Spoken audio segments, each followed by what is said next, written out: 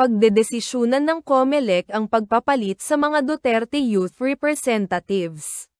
Tatalakayin at pagdedesisyunan ng Commission on Elections, COMELEC, ngayong linggo ang mga potensyal na kapalit sa mga sectoral seats na sinasabing itinalaga sa Duterte Youth Party List Organization. Matapos ang pagpapawalang bisa ng pagpaparehistro nito. Ngunit bago ilapat ang kanilang hatol, ipinunto ni COMELEC Chairman George Garcia na dapat nilang hintayin ang hatol ng Korte Suprema.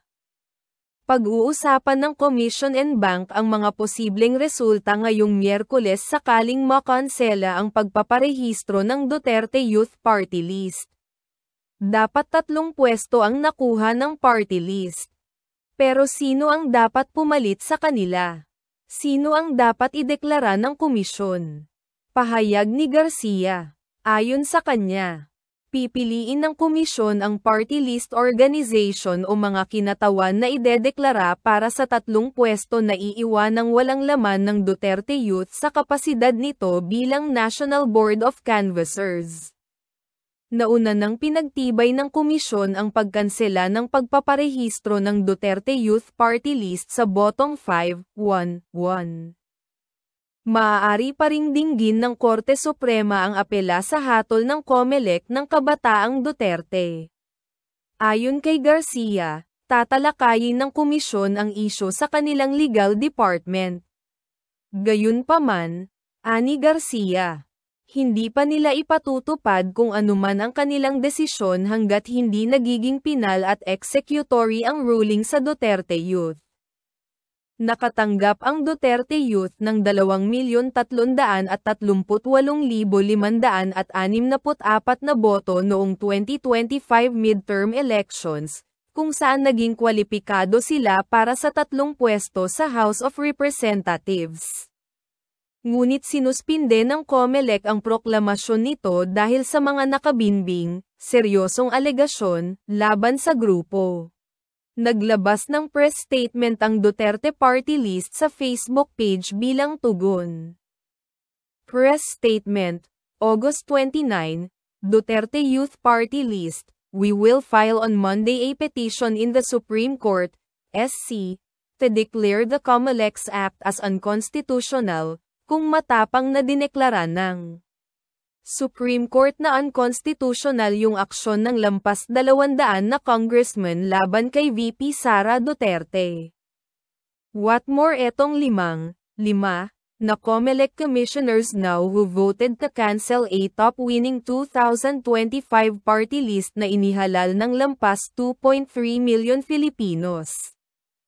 Unconstitutional and grave abuse of discretion ang COMELEC, klarong-klaro, kitang-kita.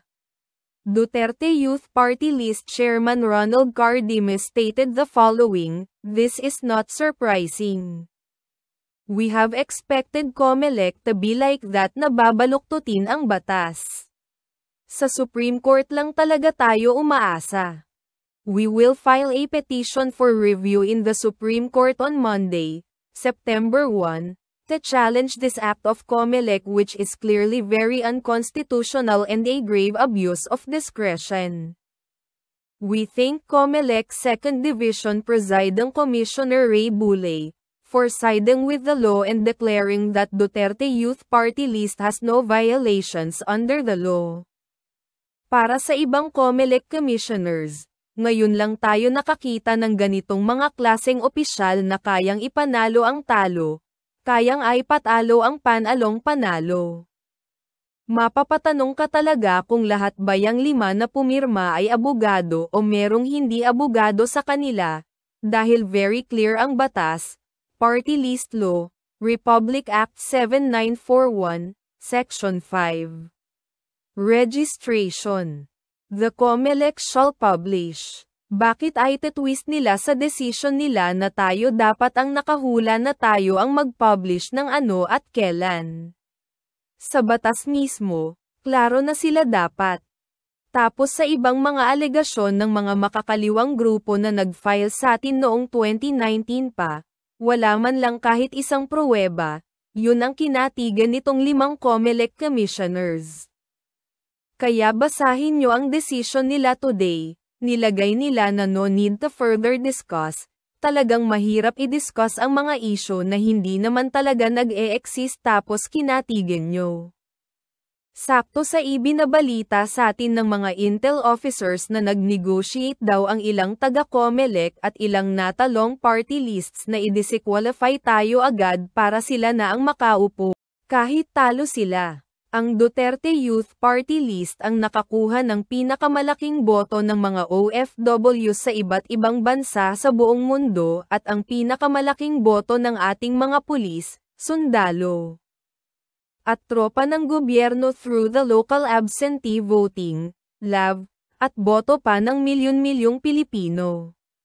Ang ating nominees ay puro iskolar ng bayan galing PMA, PNPA, UP, at Philippine Science High School. Puro mga kabataang matatalino na pinag-aral ng mga Pilipino at inihalal para kanilang maging matatapang na kinatawan sa Kongreso. Pinanalo ng todo-todo ng sambayanang Pilipino. Pilit na ipinapatalo ng COMELEC. Nasa Korte Suprema ang pag-asa. Tatag lang.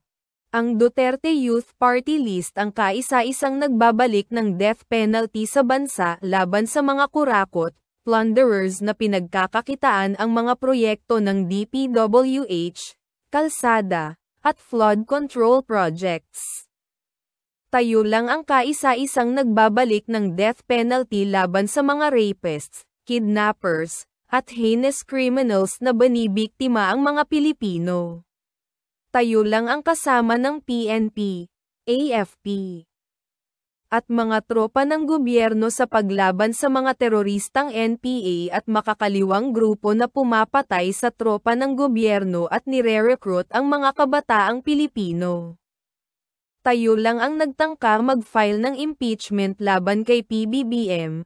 Tayo lang ang sumama kay VP Sara nung natulog sila sa Kongreso.